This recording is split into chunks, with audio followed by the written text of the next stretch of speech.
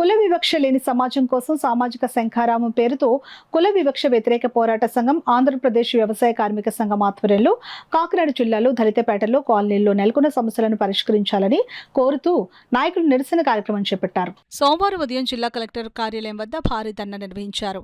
ఈ కార్యక్రమంలో సిఐటియు రాష్ట్ర ప్రధాన కార్యదర్శి ఏవి నాగేశ్వరరావు, కౌలు రైతు సంఘం రాష్ట్ర ప్రధాన కార్యదర్శి ఎం హరిబాబులు మాట్లాడుతూ నేటికి గ్రామాల్లో, పట్టణాల్లో కూడా వివిధ రూపాల్లో కుల వివక్ష కొనసాగుతూనే ఉందని అన్నారు.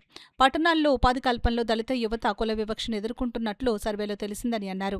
గ్రామీణ ప్రాంతాల్లో ఉపాధి హామీ పథకంలో సిమెంట్ రోడ్లు దళితపేటల్లో కాకుండా పెత్తందారుల వీధుల్లోనే వేస్తున్నారని తెలిపారు. దళితులు మరణించిన తర్వాత అంత్యక్రియలకు కూడా శ్మశానాలు ఉండడం లేదని, ఒకవేళ ఉన్నా ఆక్రమణలో ఉంటున్నాయని అన్నారు. దళితుల శ్మశానాల కొరకు ప్రభుత్వమే భూమి కొనడానికి 1235 జీవో ఉన్నా అమలు కావడం లేదని అన్నారు.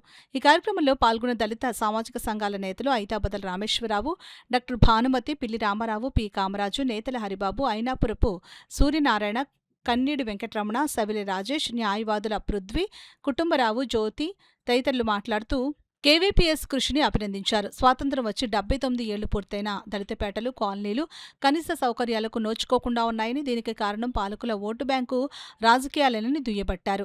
భారత రాజ్యాంగ హక్కులు కాలరాయబడుతున్నాయని అన్నారు. ఈ నేపథ్యంలో పోరాటం తప్ప మరో మార్గం లేదని అన్నారు. కార్యక్రమంలో సిపిఎం జిల్లా కార్యదర్శి కర్ణం ప్రసాదరావు, వ్యవసాయ కార్మిక సంఘం జిల్లా అధ్యక్ష కార్యదర్శులు టేకుమూడి ఈశ్వరరావు, కెఎస్ శ్రీనివాస్, సిఐటియు అఖిల భారత ఉపాధ్యక్షురాలు జి బేబిరాణి, జిల్లా అధ్యక్షుడు దువ్వాశేష్ బాబ్జీ, కౌలు రైతు సంఘం జిల్లా అధ్యక్ష కార్యదర్శులు వల్లు రాజుబాబు, ఎం రాజశేఖర్, ఎస్ఎఫ్ఐ రాష్ట్ర అధ్యక్షుడు పి రామ్మోహన్, సిఐటియు నాయకులు సిహెచ్ రాజ్కుమార్, చంద్రమళ్ల పద్మ, మలక వెంకటరమణ, షేక్ పద్మ, దారపురెడ్డి క్రాంతికుమార్, రొంగల ఈశ్వరరావు, నక్కెల శ్రీనివాస్, టి రాజా, రైతు సంఘం జిల్లా అధ్యక్ష కార్యదర్శులు నీలపాల సూరిబాబు, గుర్రాల అప్పారెడ్డి, ఎస్ఎఫ్ఐ నాయకులు ఎం గంగా సూరిబాబు, లోవరాజు, కేవీపీఎస్ నాయకులు కూరాకులు సింహాచలం, బి సురేష్, విప్పర్తి శ్రీనివాస్, కటారి పద్మనాభములతో పాటు Medisetti Venkataramana, Adrushtadeepudu, Kalla Nageswara Rao, Karnam Yedukondalu, CH Ajay, K Veerababu, Nagabottala Suryanarayana, K Satyaraju, U Satyanarayana, Palivela Veerababu తదితరులు పాల్గొన్నారు. అనే గ్రామంలో బ్రిడ్జి కూలిపోతే కేవలం 1-2 లక్షలు ఖర్చు పెడితే బ్రిడ్జి నిర్మాణం అయిపోద్ది.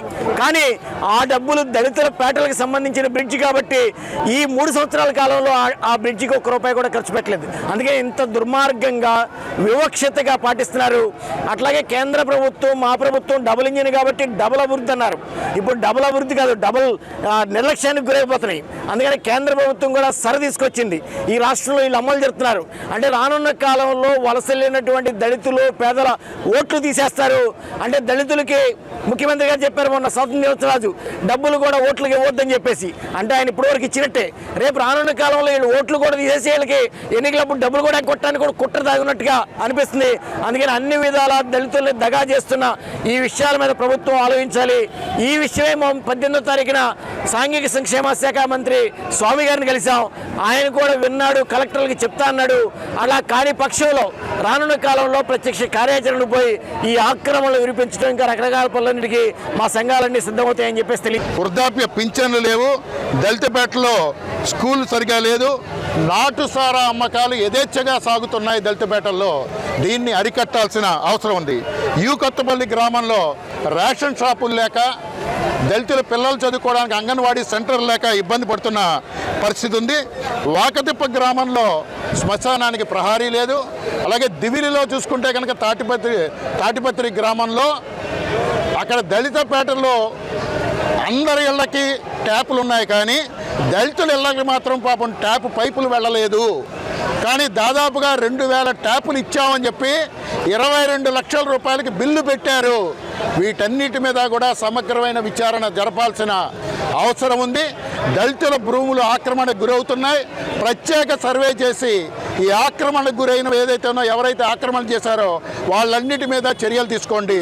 ఎక్కడైనా మీరు అభివృద్ధి అనే పేరుతో అనవసరపు ఆర్భాట ప్రచారం మాని దళితుల సమస్యలు పరిష్కరించండి అని చెప్పి డిమాండ్ చేస్తున్నాం. లేకుంటే భవిష్యత్తులో మరింత పెద్ద ఎత్తున ఉద్యమిస్తామని చెప్పి ఈ ప్రభుత్వానికి హెచ్చరిక చేస్తాం.